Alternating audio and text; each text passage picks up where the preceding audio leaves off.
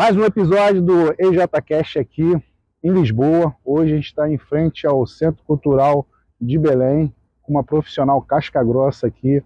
Eu já tinha muita vontade de convidá-la porque tem um trabalho excelente com miúdos e é uma área que eu me interesso bastante. E hoje eu consegui estar aqui com ela para entrevistar a faixa preta Paula Figueiredo, mais conhecida aí pelo meio do jiu-jitsu como Paulinha. Paulinha, posso chamar assim? Pode, claro então, que sim. Obrigado por ter recebido, aceitar o meu convite, tá bom? Obrigado eu pelo convite. A gente quer poder aí pegar sua experiência, seu conhecimento para passar para os nossos seguidores. Eu é que estou aqui sempre para aprender, mas obrigado pelo convite. Então já vamos começar aí conhecendo quem é a Paulinha. Então, olha, eu tenho 48 anos e estou no jiu-jitsu há sensivelmente 11 anos. Ok.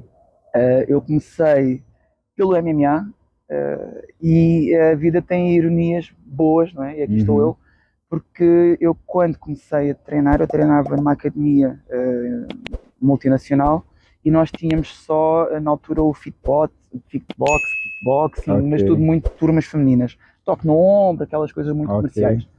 E eu frequentava um centro de estética dentro da minha atual academia, da Portugal Gold Team, e eu comecei a ouvir assim uns sons de plastrons. Identifiquei-me com o som e disse que aos 38 anos queria ser atleta de MMA Master. Entretanto, foi-me explicado que para ser atleta de MMA eu tinha que praticar jiu-jitsu, trabalho de solo no chão. E eu jurei, olha, a jura no que é que deu, e eu jurei que jamais iria vestir um kimono porque era mal cheiroso, era um bando de homens e mulheres suados, mas deram uma volta, não, se tu queres ser atleta de MMA, tu tens de ter trabalho de chão. E eu fui fazer uma aula de jiu-jitsu. Fiz a primeira aula, gostei, e aqui estou eu até hoje. Legal. Esse assunto que você falou, né, a visão um pouco distorcida, às vezes até não é distorcida, é real, porque muitos professores ainda não conseguiram trazer um profissionalismo no meu ponto de vista. Tem um tatame lá, um espaço, um ambiente muito masculinizado, né, onde os atletas ficam sem kimono, sem camisa, suado, então uma mulher fica desconfortável de estar ali naquela situação, né? E eu, na altura, eu conhecia o jiu-jitsu e algumas artes marciais somente por televisão e aquilo que nós víamos de outras academias. Eu não conhecia a minha atual academia ainda, não conhecia o ambiente, e uma das coisas que me fez ficar foi realmente essa questão que tu falas, era um respeito, homem treinar com mulher, eram turmas já mistas, e havia muito respeito, o homem treinava com a t-shirt, a mulher tinha sempre o cuidado de treinar ou com resguardo, ou com aquela parte sempre subida, com respeito com o parceiro de treino, a academia sempre limpa e higienizada, isso foi fazendo com que eu ganhasse confiança e ficasse. Mas havia, já não há tanto, graças a Deus, mas havia muito uma visão distorcida que jiu-jitsu era aquele desporto para homem suado, pelo no peito, força bruta e para arrancar orelhas e partir pescoço. É verdade. E ainda bem que tem havido uma leva de profissionais, como tu disseste há bocado, que desmistificam um bocado esse trabalho. Isso é importante. Lá no meu espaço a gente está, graças a Deus, que existe o nosso lema lá no jiu-jitsu, né? Jiu-jitsu é uma grande família. Sim. Só que eu via que isso era um pouco meio que distorcido, porque quando você vai num lugar, ambiente familiar, você tem que se sentir confortável. Sim, sem dúvida. E se você vem numa academia que tem um foco praticamente, somente, melhor dizendo, voltado para a competição, então vai encontrar aqueles cascas grossas, bombado, orelha estourada, então a pessoa não se sente confortável. Nós temos, eu falo muito, eu sou raiz Portugal Gold Team, eu falo muito muita reverência ao meu mestre e à minha equipa. Isso é importante. Porque foram eles que me deram a mão e, mais uma vez, o que tu disseste, tem que haver um ambiente de família. E foram eles que me deram a mão numa altura muito complicada e como todos nós, como tu, como eu acredito que a maior parte das pessoas que vêm parar ao jiu-jitsu, o jiu-jitsu é uma ferramenta, salvou. O jiu-jitsu eu posso dizer que salvou a minha vida. E fez de mim a mulher que eu sou hoje em dia, sou muito grata. E essa gratidão transfere-se no facto de eu ser raiz Portugal Gold Team, que acredito na equipa, na família e no projeto. Mas mesmo os competidores da equipa, eu acho que hoje em dia também já não há um trabalho, nós como professores, tu como professor, eu como professora, cabe-nos a nós também fazer um bocado desse trabalho. Mesmo o atleta de competição tem uma vertente competidora, mas ele está integrado numa família, está integrado numa equipa e sobretudo um atleta que seja de competição graduado, ele tem que ter bases para saber receber um colega faixa branca, recém-chegado à equipa, menos graduado, e ter a compreensão que o tipo de treino que vai fazer com aquela pessoa não é um treino de competição, porque nem toda a gente hoje em dia, aliás, uma grande fatia, eu arrisco-me a dizer quase 60% hoje em dia, falo aqui em Portugal, de pessoas que entram no jiu-jitsu para bem-estar, fins recreativos, fazer novas amizades, trabalho emocional, as mulheres para aprender defesa pessoal, nem todos vão para a competição. Depois há aqueles que fazem da competição um meio, acaba por ser um fim. Há quem entra já com vista a ser competidor e faz do jiu-jitsu e da competição um fim, mas a maior parte das pessoas hoje em dia vê no jiu-jitsu um meio para qualquer coisa que não é só a competição. Sim, eu tive no último episódio, eu tive com o professor João Santos, né, que ele é diretor técnico da federação, e ele foi meu professor lá no curso de treinador, que é obrigatório aqui em Portugal. Para você que não conhece, que quer vir trabalhar no jiu-jitsu aqui em Portugal, Portugal é o único país que existe um curso técnico profissional. Nós somos obrigados a tirar, eu também tirei. Somos treinadores de desporto. Tens o grau 1, depois vais tirar crédito e vais fazer os graus a seguir. Então, Portugal é o único país que cobra. Então, não basta você ser faixa preta, vou para Portugal para dar aula que está crescendo ou que é uma oportunidade boa. Não, você tem que vir, tem que se legalizar, porque para fazer o curso tem que estar legalizado, com título de residência, MIS, NIF, morada, tudo bonitinho. Então, é uma burocracia. Então, se você tem interesse, me chama no privado aí, que a gente dá umas orientações para que você não caia aqui de paraquedas e fique frustrado por não poder trabalhar de imediato com jiu-jitsu. E aí, Paulinha, o que eu ia falar? Existe uma estatística que apenas 3% da população mundial é focada no jiu-jitsu. Então o restante é o que você falou. É bem-estar, qualidade de vida, é um trabalho terapeuta, porque eu tenho recebido bastante pessoas indicadas por psicólogos, entendeu? Isso vai entrar um bocado na vertente daquilo que eu faço hoje em dia, que é eu quando entrei no jiu-jitsu como ferramenta para mim, no meu bem-estar, eu senti um bocadinho a obrigação de também passar aos outros. Eu já vinha da área da formação, já tinha formação em experiência pedagógica, passar um bocadinho aos outros o lifestyle, se isto é bom para mim, se isto é uma ferramenta que é boa para mim. Exatamente. Então eu vou pegar nisto e com a ajuda sempre do meu mestre, o apoio do meu mestre, levar isto a mais pessoas, porque o jiu-jitsu é bom.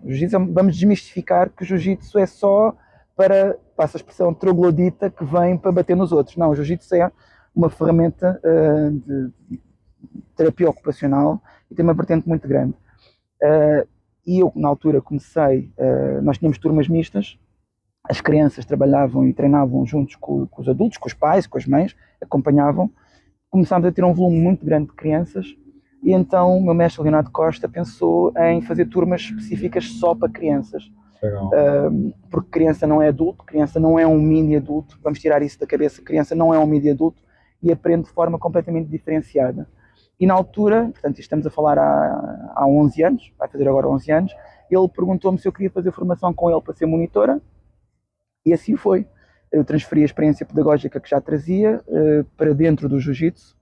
E percebi que o pouco do jiu-jitsu que eu sabia não valia coisa nenhuma, porque criança faz as perguntas mais despropositadas, criança não tem filtro, e independentemente se nós somos faixas pretas, faixa marrom, faixa roxa, faixa branca, para trabalhar com criança nós temos que esquecer a cor da faixa que temos na cintura, e há quem diga descer ao nível delas, eu digo ao contrário, nós temos que subir ao nível da criança e poder trabalhar de forma pura com elas, com propósito. Legal. Pronto, e na altura então ele disse que sim senhora, eu comecei a fazer a formação, é uma formação interna ainda, porque era faixa branca, não podia fazer outro tipo de formação, não tinha acesso. Comecei a estudar muito, em Portugal ainda havia muito pouca informação divulgada com grandes mestres brasileiros, procurar muitos manuais, fazer algum estudo teórico para trazer para dentro das aulas práticas. Eu era faixa azul, na altura, quando faixa azul 1 grau, 2 graus, eu vim de um bairro social, Miracintra, com muitas crianças de instituição, muitas crianças menos favorecidas, e perguntei se poderíamos levar o projeto da Portugal Gold Team para um bairro social. Tive logo a resposta positiva, o meu mestre disse logo que sim. Legal. Claro que um trabalho sempre coordenado por ele, nós procurámos um espaço, fundámos lá fizemos algumas parcerias locais dentro do bairro. Acho que é muito importante, quando tu vives em comunidade, trazer a comunidade para dentro do jiu-jitsu. Pronto, e lá estou até hoje, portanto já há 8 anos que dou aulas ali em Miracintra, As crianças têm vindo a crescer e especializei-me mesmo, procurei especialização, tenho turmas adultas, mas especializei-me mesmo em trabalho infantil. Legal. Eu acompanho a Paulinha, né, a Paula Figueiredo, já há bastante tempo na internet, e é importante isso, porque eu digo para muitas pessoas que estão no meu convívio, tem esse receio de expor, até eu acho que você falou um pouquinho no carro que eu estou te acompanhando agora, Sim, né? sim. Você não vinha muito para falar no Instagram, essas coisas, né? Aí eu falo para as pessoas o quanto é importante. Se não fosse a internet, eu não tinha me conhecido. É verdade. Né? Eu sou um bocadinho averso, agora estou um bocadinho mais dentro das redes sociais, eu sempre fui muito reservada. E sempre fiz um trabalho muito no backstage, eu gosto muito de trabalhar no backstage e gosto que as crianças, os alunos, os adultos sejam os protagonistas. Ok. Mas tive que aprender, não é? Sim. Quando tu tens um negócio, quando tu tens uma academia, tu tens que usar as ferramentas a teu favor e tens que divulgar o teu trabalho para que chegue a mais pessoas. E nós falamos hoje em dia que a internet tem coisas menos boas, menos positivas, tem. Sim. Mas se tu souberes filtrar e se fazer disso uma ferramenta de trabalho, tem um potencial de chegar muito rapidamente com um clique a muita gente. Exatamente. E então trouxeram aqui a velha guarda para dentro das redes sociais. Hoje em dia tenho que trabalhar bastante com o Instagram. Muito recentemente, para além das aulas do jiu-jitsu, eu perguntava muitas vezes a Deus, eu falo abertamente porque sou crente, eu perguntava muitas vezes a Deus nas minhas conversas com ele porque é que vinham muitas crianças com necessidades educativas especiais. Cada vez mais me apareciam crianças, cada vez mais me apareciam aquilo que nós falamos de famílias e crianças atípicas. Uma criança é uma criança, independentemente das necessidades que ela tem. E eu perguntava muitas vezes a Deus e transferia essa conversa para o meu mestre, que é hoje um grande irmão e um grande amigo, uma grande referência minha. E eu vou falar sempre dele enquanto eu for. Qual é o nome dele? Leonardo Costa. Leonardo Costa, da líder da Portugal Gold Team. PGT, a famosa PGT. E ele sempre nos deu muita autonomia para trabalhar, sempre ali como um guia. E eu falava muito com ele e transferia essas conversas para ele. Pô, mestre, só me aparecem crianças especiais, só me aparecem crianças com necessidades educativas especiais. Nós ouvimos muito falar de professores que gostam de levar crianças para competição e quem não é visto, diz muitas vezes que quem não é visto não é lembrado, não é conhecido. Eu não tenho crianças para levar a competição, tenho poucos competidores, tenho muita criança com necessidades especiais e há aquela altura em que tu sentes um bocado aquela frustração. Tu és professor e o teu trabalho, é aquela primeira visão que nós temos, o teu trabalho não tem uma grande visibilidade porque tu não apareces com essas crianças em lado nenhum, tu não apareces em crianças fora da academia, tu vives ali muito dentro de uma comunidade. E ele dizia muitas vezes, Paulinha, tu fazes o teu trabalho, tu pões o teu propósito dentro do jiu-jitsu. Se essas crianças vêm, se essas famílias vêm, tu vais ter a resposta um dia mais tarde. Aceita, não é um trabalho fácil de se fazer, é gratificante, mas não é fácil. Meia hora de aula com uma criança atípica equivale a 2 horas de um treino normal, porque é muito gratificante, mas é um desgaste emocional muito grande. Para tu segurares ali e ajudares muitas vezes a que a criança se autorregule dentro da própria aula. E eu, tá bem, então, se tu dizes que é para fazer, faço. Eu era faixa roxa, entretanto foram aparecendo mais crianças e tive a resposta, lá está a perseverança. Acabei por ter um bocado uma resposta a esta minha pergunta de há 4, 5 anos atrás. Agora, lançámos muito recentemente um projeto, que eu fui muito grata por me deixares falar também dele, porque é uma paixão. Claro. Que é uma academia ocupacional de jiu-jitsu. Nós tínhamos crianças integradas em aulas regulares e comecei muito rapidamente a perceber, com os estudos e especializações que tu vais fazendo, eu aconselho a quem vá trabalhar com crianças que se especialize. É claro, é muito importante isso. Primeiro, para ter uma aula dedicada para crianças e segundo, para perceber que dentro de uma aula com crianças regulares, típicas, vão aparecer crianças com necessidades educativas especiais. E nós temos que estar preparados e munidos para trabalhar com essas crianças. E é uma aprendizagem contínua, não basta dizer eu sou faixa preta, tirei o curso de treinador de desporto e agora estou preparado para... Não estamos. Tu tens que despir a faixa, tens de esquecer que és professor de faixa preta, tens muitas vezes de esquecer a técnica que tu aprendes porque a criança vai-te fazer perguntas fora da caixa. Tu tens que desconstruir os movimentos para que ela aprenda. Falando de crianças atípicas e deste projeto, que começou há sensivelmente 2 meses, nós temos aulas a funcionar de 1 para 1, ou aulas muitas vezes dependendo da característica da criança, podem funcionar ali de grupos de 3 no máximo. estou eu mais uma monitora, a Sara, que também é a minha parceira neste projeto, e trabalhamos ali muito com as famílias. Nós temos reuniões semanais com os pais, nós preparamos todas as semanas os planos. Tens sempre um plano A de aula e um plano B, porque são crianças que não dão uma resposta convencional na hora, mas é muito giro, é um trabalho muito gratificante. Eu falo disso com muita paixão, e aconselho a que todos que trabalham com crianças que vão um bocadinho mais além. Não basta tirar o curso, procurem ferramentas. Eu estou disponível no meu Instagram, paulafigueiredo.pt, se tiverem dúvidas, porque eu acho que temos que ser cada vez mais a trabalhar com crianças, e temos que estar todos cada vez mais preparados para isso. Eu não me importo de dar dicas sobre manuais, sobre as especializações que tirei, os mestres com quem estou a estudar, os professores com quem estou a estudar, porque acho que isto é uma informação que deve ser livre e que deve chegar a mais pessoas, que venham mais pessoas para fazer este trabalho. Você falou duas coisas importantes aí em relação a trabalhar com esse público. Eu dou aula também na Persim, que é uma associação que atende esse público. Faço meu trabalho voluntário lá, e graças a Deus, até agradecer a Junta de Freguesia de Mafra, que nos patrocinou com os kimonos, entendeu? Então agora os meus estão com o kimono lá. E foi duas questões. A primeira em relação a você falar que agradece a Deus, né? E muitas pessoas têm esse receio. E a gente não está falando de religião aqui, está falando de acreditar em algo, né, fora desse contexto. Eu aprendi muito cedo a não discutir religião. Posso falar da minha, mas sobretudo nós que trabalhamos com várias pessoas, com várias religiões, com pessoas que dizem que não professam a religião, então tu aprendes muito rápido a fazer uma leitura da pessoa que está contigo, da família que vem até ti, do aluno que vem até ti, e tu sabes, com a experiência pedagógica que vais tendo ao longo dos anos, se com a leitura corporal do discurso que estás a integrar, se a pessoa aceita ou não aquilo que estás a dizer, se podes falar abertamente da tua crença, ou trazer Deus para dentro, né? Trazer Deus para dentro das tuas aulas, ou se podes trazer essa mesma crença que tu tens em Deus, mas de uma outra forma que não vá contra a própria crença do teu aluno. Nós não podemos esquecer que temos um negócio. E eu acredito também que a tua própria atitude já fala com quem você acredita, com quem você é. Eu também sou cristão e eu acredito que o meu propósito é trabalhar com criança, com família. E no primeiro momento eu não entendia como é que era trabalhar com família, né? Que eu ia fazer, falar com quem seria.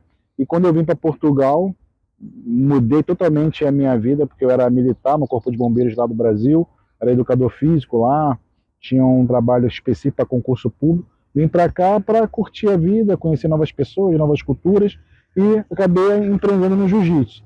E o meu maior público, 80%, é criança. E aí eu pude perceber, como você falou, que vem pessoas com algumas necessidades especiais, mas para além disso, Paula, o que eu observo, também a gente tem que chegar aos pais. Primeiramente, um peso grande para os pais que recebem um diagnóstico, entendeu? É uma dor. O que é que eu comecei a perceber, e por isso é que começámos um bocadinho também com este projeto. Todos os pais, criança é criança, típica ou atípica, com ou sem necessidades educativas especiais, mas todos os pais carregam uma dor, todos os pais carregam uma necessidade, todos os pais precisam de alguém que esteja ali para... Antes de acolher a criança, tu tens que acolher a família. Tens que perceber, nós fazemos muitas vezes reuniões que chegam a demorar 2 horas, para conhecer aquela mãe, para conhecer aquele pai. Neste caso específico, falando aqui da Academia de Jiu-Jitsu Ocupacional, nós temos reuniões muito demoradas para conhecer o diagnóstico da criança, se tem diagnóstico fechado ou não, qual é a necessidade daquela família, qual é a dor da mãe, o que é que nós podemos fazer para ajudar aquela mãe, aquele pai, e depois sim atuar sobre a criança. E é muito gratificante perceber que às vezes temos aquelas respostas: sinto-me tão aliviado depois de sair aí. E tu sentes no teu coração que se esta pessoa, se esta mãe, se esta alma saiu daqui aliviada, então tu estás a cumprir, você fez um bom trabalho, estás a cumprir o teu propósito. Se a pessoa sai aliviada, a primeira pedra do trabalho já está lançada. Fala um pouquinho assim, além do você estar esse trabalho social, trabalho com criança, né? Aonde você está ali, mais ou menos, fala um pouco do teu espaço. Então, eu estou situado, eu dou aulas em 2 academias, na PGT de Cacém e na PGT Miracintra. A minha filial é em Miracintra, é o meu bairro social, onde eu nasci e cresci. Nós temos uma grande fatia de etnia cigana, muitas famílias de origem africana também, e que muitas vezes são populações um pouco mais esquecidas, que vivem muito dentro dos seus próprios nichos, muito fechadas em si. E tem sido muito interessante perceber que através do jiu-jitsu e tu vês no terreno que há uma interação social, as pessoas abrem-se, as pessoas começam a interagir e a trabalhar umas com as outras e há uma própria aceitação.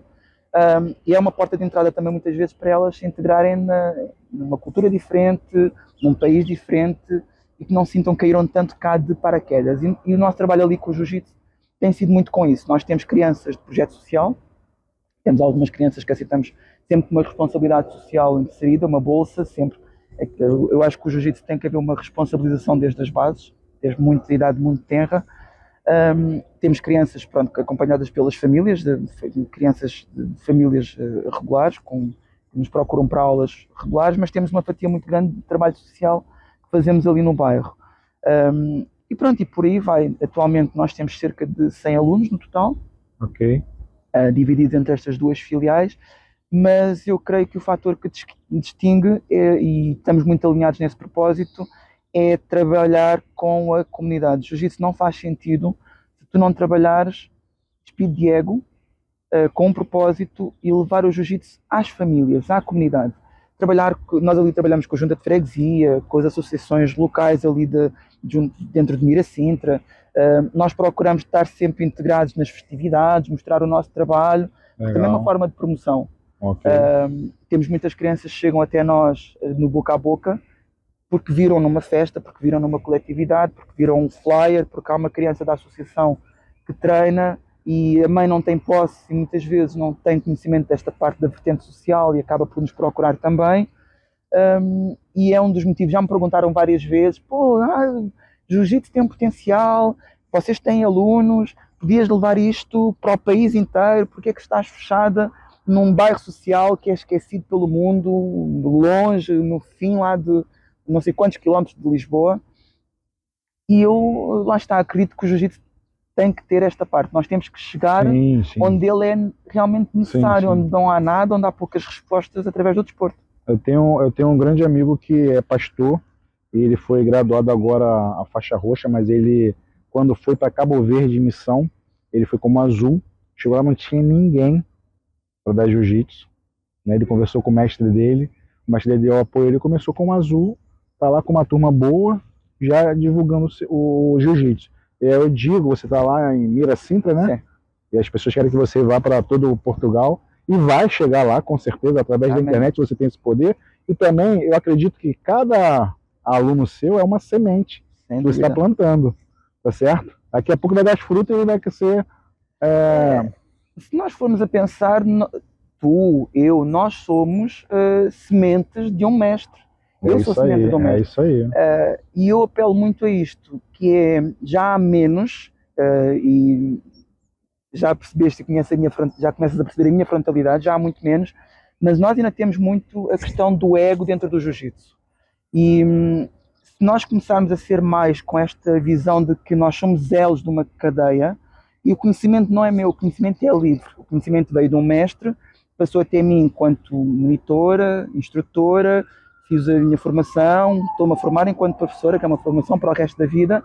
Então, se me deram a mão a mim, a minha obrigação é passar esse conhecimento a outros elos da cadeia, que vão por si só querer dar aulas, ser competidores, abrir as suas filiais, e está tudo certo com isso. Levar o jiu-jitsu a crescer para mais pontos. Eu se calhar vou continuar em Miracintra, que é a minha paixão, e se calhar alguns dos meus alunos vão levar o nosso jiu-jitsu da Portugal Gold Team, no jiu-jitsu internacional, para outros pontos do mundo, e está tudo bem. É isso aí. Agora vamos falar um pouquinho desse sítio aqui, né? Porque o objetivo desse podcast itinerante é conhecer, extrair o conhecimento, a experiência dos profissionais que aqui estão, mas também conhecer. Eu queria estar em Miracintra, né? Mas pela agenda corrida não foi possível, mas a gente está num ponto turístico aqui muito interessante. Já estive por aqui, a gente está no centro de Lisboa, correto? Estamos no centro de Lisboa, estás em Belém. E Belém, é isso. E aqui tem 4 pontos turísticos que eu já fiz. Eu já fiz 3, por exemplo. Fiz ali no Padrão dos Descobrimentos. Na Torre de Belém. E... Tens aqui por trás de nós, aqui do nosso lado esquerdo, tens aqui o Mosteiro dos Jerónimos. E aqui por trás de nós, que é um ponto de referência que eu adoro, que é o CCB. Por que eu adoro a CCB? CCB, vamos traduzir para eles. Pronto, porque o pessoal lá do Brasil não sabe. Centro Cultural de Belém. Boa. O Centro Cultural de Belém, assim, muito brevemente, a obra foi terminada em 93, salvo erro, e foi projetado na altura que era para ser a sede da presidência portuguesa da União Europeia. Pô, que massa. Entretanto, esse projeto não se concretizou, mas o potencial, muito rapidamente, em 2002, foi considerado ponto de interesse mundial, até património, onde atualmente funciona o Museu da Arte Contemporânea. Nós temos aqui artistas mundiais de renome.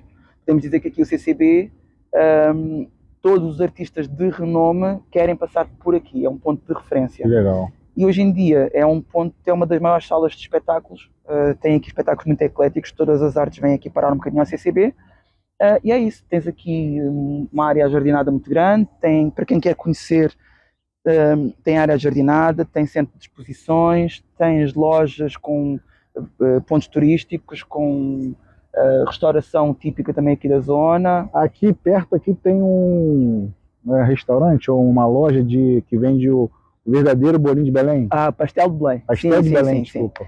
Tens aqui o CCB, o Centro Cultural de Belém, estás muito bem situado. Yeah. Aqui, este jardim central, tens de um lado os Mosteiros Jerónimos, tens o Padrão de Descobrimentos, a Torre de Belém, tens o CCB e aqui um bocadinho mais à frente tens os conhecidos pastéis de Belém. Tem que vir aqui, né? Tem que vir aqui conhecer os pastéis de Belém porque a receita é única, nós já tentámos saber, muita gente tenta saber e acho que é um segredo que passa de geração em geração. Minha família, meus amigos vêm aqui, quero comer o pastel de Belém. Tem que comer o pastel de Belém.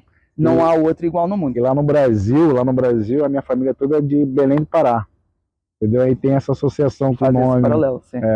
E também tem aqui o Museu da Marinha. Tens aqui o Museu da Marinha também aqui por trás. Exatamente. Legal. Bom, agora tem um quadro nosso aqui que está ficando um pouco polêmico, às vezes deixa alguns profissionais meio na situação desconfortável, né? Que é o This Isn't BJJ. Significa atitudes ou profissionais que a gente não acha que condiz com a nossa filosofia do jiu-jitsu. Por exemplo, eu estou treinando miúdo e lá a gente tem a fitinha da alimentação saudável, né? E aí eu fico num bar bebendo, por exemplo. Então, para mim, isso não é jiu-jitsu, minha atitude não é jiu-jitsu. E eu vou te fazer 3 perguntas e você vai falar, na sua opinião, se é jiu-jitsu ou se não é jiu-jitsu, tá bom? Okay. Aí, a primeira já que você trabalha com criança, eu vou incrementar mais uma pergunta, só tinham 2 perguntas até nos episódios anteriores. Aí, como você trabalha com criança, eu vou colocar uma, mas vou deixar no final porque dá mais aquela expectativa. A primeira, que eu já fiz para outras pessoas, é sobre profissionais do jiu-jitsu, professores faixas pretas, né, que fazem bullying com faixa branca. Sempre está na internet aí menosprezando, falando faixa branca é burro, não sabe amarrar uma faixa. O que você acha? Isso é atitude de jiu-jitsu? É assim, ferindo ou não suscetibilidades, não é atitude de jiu-jitsu. Okay. Nós brincamos muitas vezes e todos nós passamos pela faixa branca e muito rapidamente há a tendência, e voltando àquilo que falámos antes, que é o ego. Nós chegamos à faixa preta, nós, de maneira generalizada, chegamos à faixa preta, amarras a faixa na cintura, eu sou faixa preta. E esqueces que tens um caminho ainda, que não percebes nada de jiu-jitsu e tens um caminho ainda para aprender. Eu apanho faixa roxa, faixa marrom, faixa preta, sem problema nenhum, cumprimenta, lá está o 3 tapinhas, cumprimenta e vai de novo.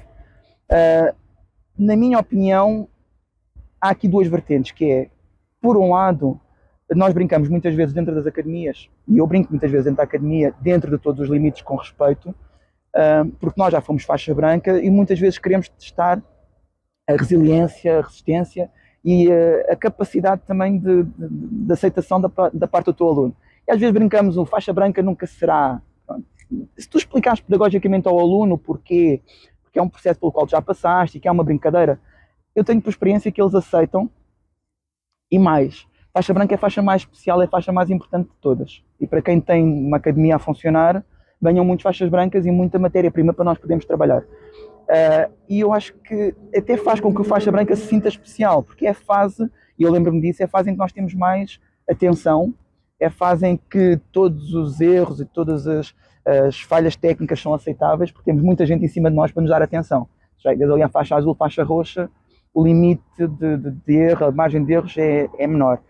Agora, tu assistes ainda àquilo que nós infelizmente chamamos a bullying, não é? Yeah. Que é um bocado aquela que eu não concordo, aquela a humilhação e o levar a imagem do iniciante a ser ridicularizada nas redes. Não concordo, até porque para quem tem uma visão de negócio, para quem tem uma visão de academia, nós temos que ver sempre a pessoa que está do outro lado, e hoje em dia as redes sociais chegam a muito lado. Como tu disseste há pouco, num clique, tu estás do outro lado do mundo.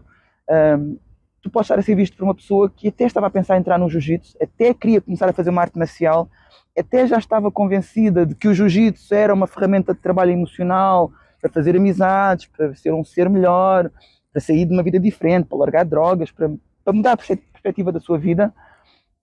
E ao assistir a uma coisa daquelas, não, isto não é para mim. Porque se eu já tenho dificuldades, eu já venho de uma vida adversa, com várias adversidades, e vou entrar numa academia, praticar uma arte marcial onde eu vou ser humilhado, pô, a vida já brincou demasiado comigo. É verdade. E tu acabas por perder pessoas boas dentro do jiu-jitsu por causa disso. Agora, brincadeiras dentro do limite são saudáveis, nós brincamos muito uns com os outros. Tem que haver da nossa parte, e eu acho que isso aposta muito na questão que tu também falaste há pouco, é importante haver formação, não é só receber a faixa preta, receber uma faixa marrom, porque uma faixa marrom já é um passo para uma faixa preta, receber uma faixa marrom, receber uma faixa preta e pronto, eu recebi a faixa trabalha por mim. Não, a faixa não trabalha por mim, o meu mestre dizia muitas vezes, e eu uso essa analogia com os meus alunos, e põe a faixa no chão e manda a faixa treinar. Nós ao meio de um rolo, a faixa está no chão. Se tu puseres a faixa no chão, a faixa não trabalha por ti, a faixa não treina por ti. Eu acho que tem que ter uma sensibilidade muito grande, porque assim, saber o limite é complicado, fica uma linha muito tênue. Eu tenho um exemplo negativo no militarismo, o militarismo tem muito isso, os mais graduados querem botar os menos graduados na condição, faz um bullyingzinho. E eu tinha esse hábito de brincar muito com meus amigos, e quando tem a liberdade, aí você faz um bullying meio que permissivo. Então, teve um amigo meu que era menos graduado, que eu fui promovido, recém-promovido.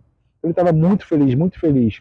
Eu estava no meu setor, onde eu trabalho, eu era o responsável pelo setor, e ele entrou todo feliz, mostrando a divisa dele, que ele tinha sido promovido, mas ele quebrou alguns protocolos, que tem que pedir permissão para entrar, essas coisas. Mas como nós éramos amigos, somos amigos, né? Ele quebrou esse protocolo pela felicidade que ele estava. Mas para eu brincar com ele, eu fiz, volta lá, tem que pedir permissão para entrar, cumprimentou o mais antigo. Aí ele voltou, fez todo o protocolo bonitinho. E continuou uma brincadeira. Passou anos, Paulinha, anos mesmo. Eu encontrei outro amigo em comum, conversando, e aí o fulano de tal, onde tá? Rapaz, ele tá muito chateado contigo. Por causa de quê? Aí ele mencionou aquela brincadeira. Então, às vezes a gente acha que está no limite, mas da pessoa não está. Então, é complicado isso. Assim, esse ponto que tu tocaste é sempre um ponto muito controverso. Porque lá está.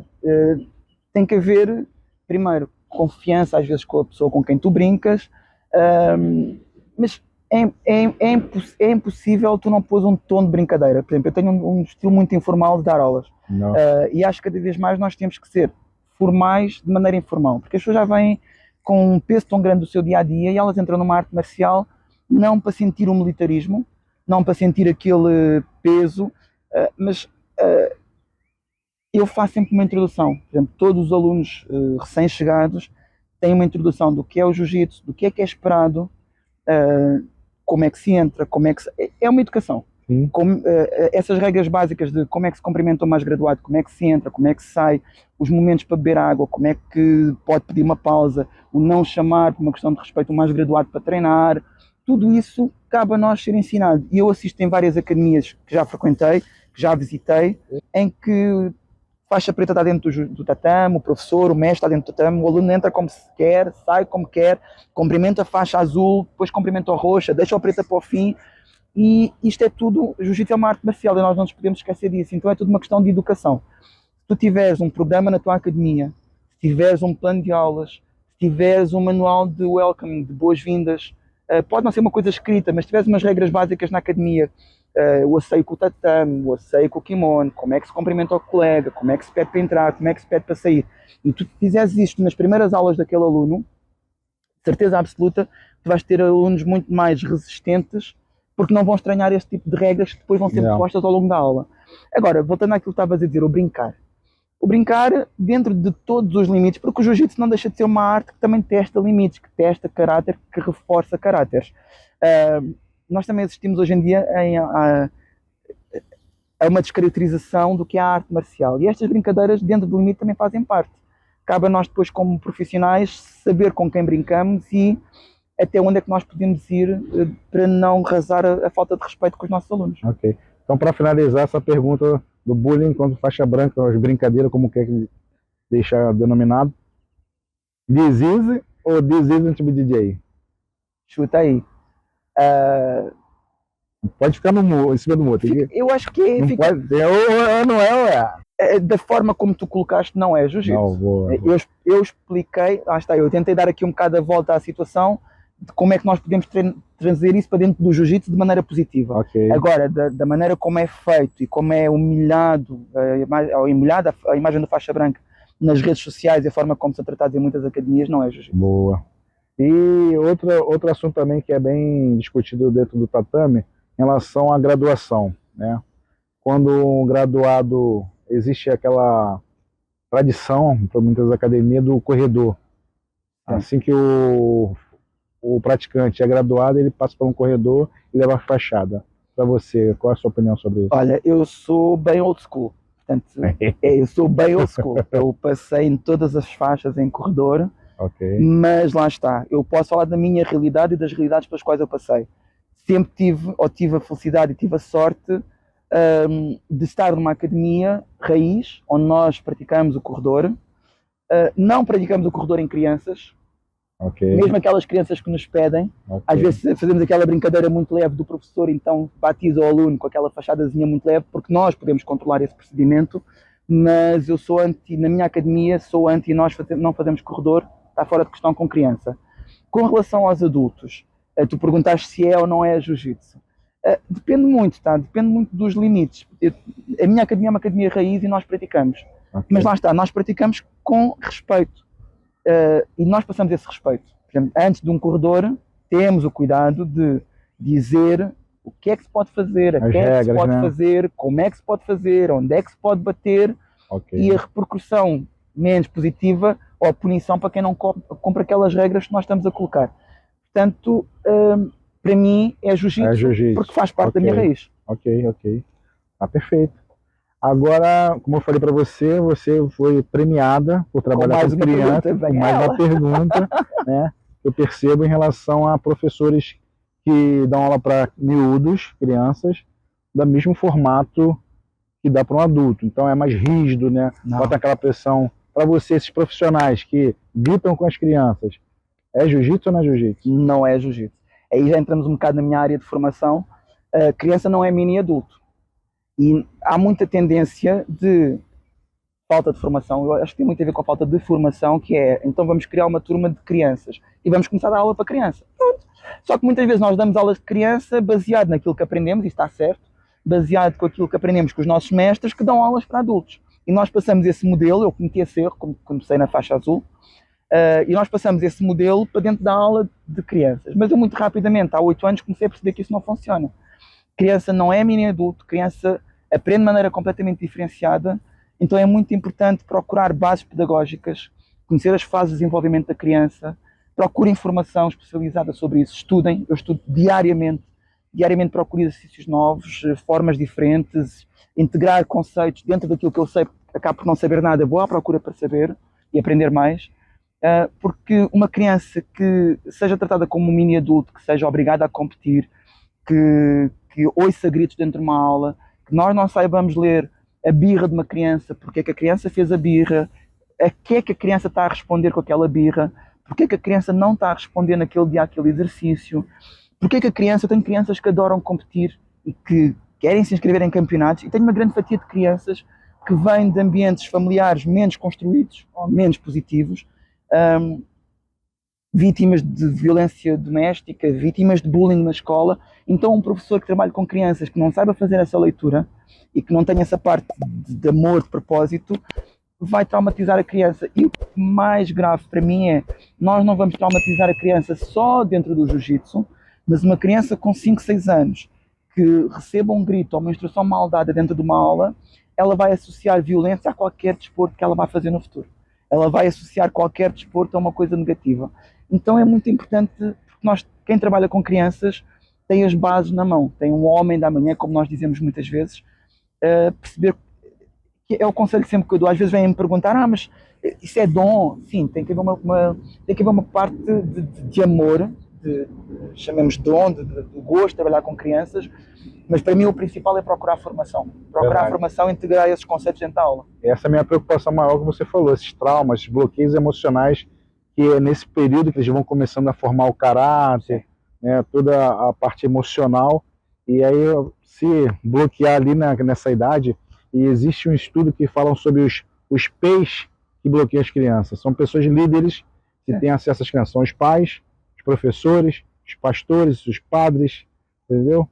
Então, essa é a minha preocupação maior, é divulgar esse conhecimento para que os profissionais que se estimulem a procurar, né, uma profissionalização pedagógica infantil. E desmistifiquem, não é um trabalho que seja eu sou muito pró-crianças, apesar de ter turmas de adultos, mas a minha paixão sempre foi crianças. Eu trabalho com crianças, como já te disse, desde os meus 14 anos, já estou com 48.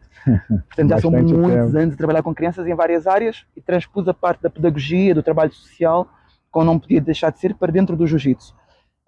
Mas, acima de tudo, procurem a formação, procurem especializar-se, procurem perceber como é que a criança funciona nas várias etapas de desenvolvimento e desmistifiquem, porque é um trabalho muito gratificante. Quem trabalha com crianças tem a base do jiu-jitsu na mão, tem o jiu-jitsu da manhã. É verdade. Nós podemos fazer a diferença na vida das crianças e mais, a diferença no jiu-jitsu. É verdade. Criança, lá meu público é maior minha meu público adulto é muito pequeno, e eu falo para os pais lá que ficam comparando assim, eu falei, não, mas esses vão ser minha turma adulta lá. Esses vão ser a minha segunda geração, vão ser os faixas pretas que vai dar continuidade. Agora, sabes que isto podia ser uma conversa para muitas horas. Sim, agora, tocando aqui num ponto que tu falaste muito importante, os pais. Quem trabalha com crianças, para além agora mais uma dica, para além da questão da formação e de não fazer da criança um mini adulto, nós temos que estar muito atentos e fazer uma leitura dos pais. Trazer os pais para dentro do jiu-jitsu infantil é muito importante, dentro dos limites. Os pais têm que perceber que dentro do tatame nós somos os professores, nós somos a figura de referência, mas temos que fazer um trabalho muito grande com os pais, porque os próprios pais trazem uma expectativa de realização e de concretização do jiu-jitsu na criança e de atingir resultados rápidos com a criança, que nós temos que desmistificar, porque cada criança é única, cada criança tem um ritmo muito próprio, e nós temos que educar os pais nesse sentido, e tendo os pais connosco, o jiu-jitsu com crianças floresce. Eu já percebo lá no tatame, na hora do rola, dos treinos, do combate, a pressão dos pais. Quando o aluno erra, ele já olha automaticamente para os pais, sabe que vai ter uma represália em casa, alguma coisa nesse sentido. E aí a gente vai conversar. E essa sensibilidade que você falou é muito importante mesmo. Já para poder ir lá conversar com o pai, conversar com o próprio aluno, para ele ficar mais à vontade. Tu falaste de uma questão muito importante, os pais. Por exemplo, nós temos a nossa filosofia, a minha filosofia na academia, e que tem funcionado, mas aquilo que funciona para mim pode não funcionar para os outros. Nós dividimos as turmas ali entre os babies, dos 3 até aos 5, depois temos ali dos 6 até aos 7, 8, lá está, dependendo da unicidade da criança, dividimos as turmas. Mesmo que dentro do mesmo horário temos área de tatame suficiente para poder dividir as turmas. Os babies, até por uma questão da característica do xixi, daquelas pausas, a criança é muito mais dependente dos pais. Os pais assistem à primeira aula, segunda aula em diante eles têm uma área reservada que não é direta no tatame, portanto é no mezanino, onde eles podem assistir. E até é importante porque em algumas alturas das aulas podem nos ajudar. Uma ida à casa de banho, a criança tem uma necessidade específica qualquer, uma criança inicial ou iniciante com 3, 4 anos tem uma crise de choro que às vezes tu não consegues controlar e o pai está ali por perto e a criança sente-se mais segura. Agora, a criança a partir dos 8 anos, por norma, o pai assiste ao primeiro treino, até porque é um trabalho muito mais específico a nível do jiu-jitsu. Na nossa academia os pais já não assistem, os pais chegam, conhecem o nosso trabalho, têm uma reunião introdutória connosco, assistem à primeira e segunda aula no máximo, dependendo da criança. Nas próximas aulas a criança é depositada, é deixada na academia, tem 1 hora, 1h30 de treino, os pais no final daquele tempo de treino, as crianças que não são independentes, os pais vêm buscá-los. Precisamente para evitar isso que tu disseste, porque é uma expectativa muito grande dentro dos rolas, dentro do desempenho da criança, E por muito que tu não queiras, o pai vai torcer sempre pelo seu filho, vai querer que o filho dê o melhor. Se a criança não cumpre a expectativa do pai, vai ficar frustrada. E essa frustração de não corresponder a um pai vai estragar um trabalho inteiro, às vezes de meses, que tu fazes dentro do jiu-jitsu com a criança. Então nós evitamos, na minha equipa de instrutores e de monitores, nós temos essa instrução, nós não aceitamos os pais, explicamos o porquê. A partir da segunda aula o pai não assiste à aula. É importante, é importante. Eu como foi um trabalho novo lá que eu fiz, não tinha ninguém conhecia jiu-jitsu ali onde é São Miguel de Ocarença. Entendeu? Sim. Então, para dar transparência ao trabalho, eu abri no primeiro momento e comecei a ver essas situações. Um pai não falava nada, mas só a expressão corporal do pai, o filho já sabia se estava aprovando ou não aprovando a atitude. Então, eu conversei com os dois. E também um pai que lá torcia muito pro filho, achando que era tipo um campeonato, torcendo pro filho lá, e o outro que os pais não estavam, ficava numa situação desconfortável. E a gente faz sempre dar apoio para um e para outro, né? Tá sempre dividindo ali. Então, eu tive que administrar dessa forma, mas eu acho que é uma excelente iniciativa fazer essa divisão, dar ali primeiro conhecimento para os pais, depois, deixa seus filhos com a gente que tá bem entregue.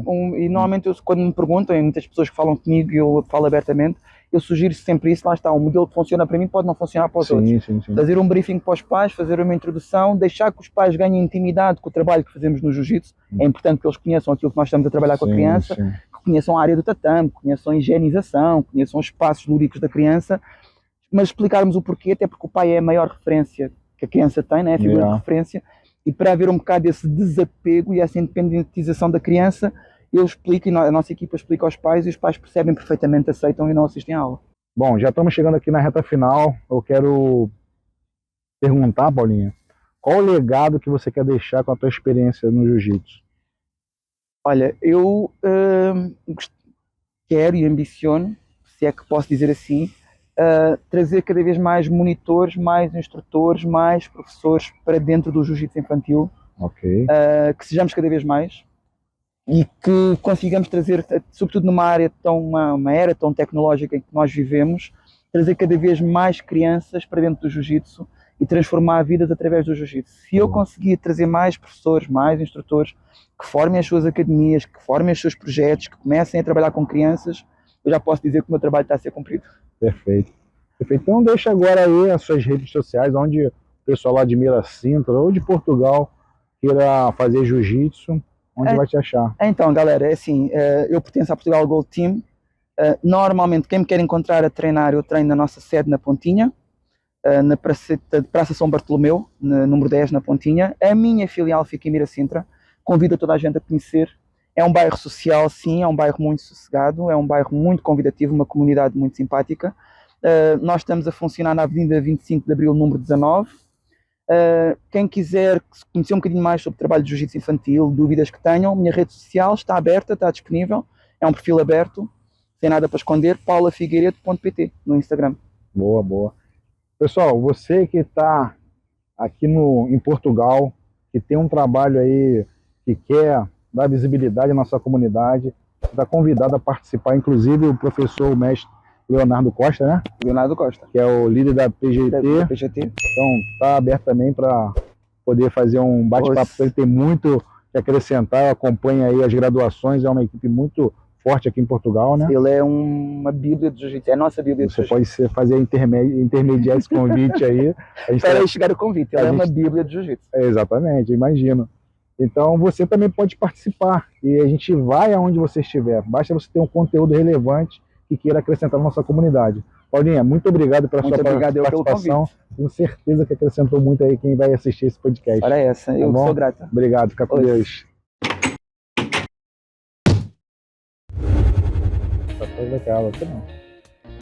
Depois vais cortar isto, né? Não vai para cortar. Eu já assisti, acho que não chega aqui. Será? Pouquinho, mas não pode ser. Já vira, já vai virar. Então esse espelhinho aqui, assim, ó, cair na câmera vai ficar tudo. Mas vamos nessa. Sim. Como eu estava a dizer há pouco, cabe a nós, professores, fazer esta educação. Eu já visitei academias, vimos ali 3, 5 anos babies, dos 6 até, vamos lá bem, vais ter que depois cortar isto. Acho que vamos para a água. Será? Vamos lá. Vem para aqui, vem para cá. Vamos ver aqui se continua. Aí. Ah, ali para. É, para ali. Ah, então olha. E vais ter que fazer muito corte. É, sim. Não vai. Já viu para lá. Não vem. Pronto. Vamos lá, volta lá. Voltando Dos lá. pais. A questão.